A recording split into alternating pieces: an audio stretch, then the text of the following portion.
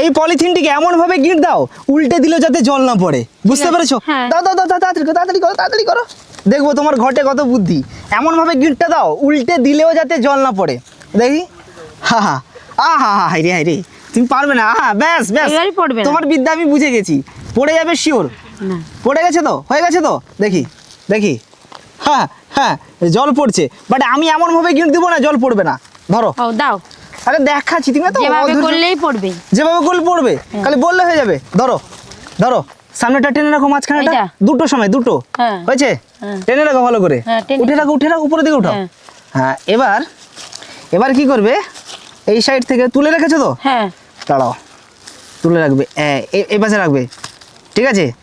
এবার ঘুরিয়ে এই পাশে গিঁটটা দেবে, এই পাশে গিঁটটা দেবে, তারপর ধরবে ভালো করে, ভালো করে ধরবে। হ্যাঁ ধরেছি। ভালো করে ধরবে। হ্যাঁ পারলে আবার এই পাশে দিয়ে দাও, না দিলেও চলবে, বাট দিয়ে দিও, ঠিক আছে।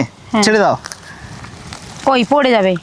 আরে দাঁড়া, পড়ে যাবে, খালি বললে হয়ে যাবে, দেখো দেখি কোথায় পড়ছে।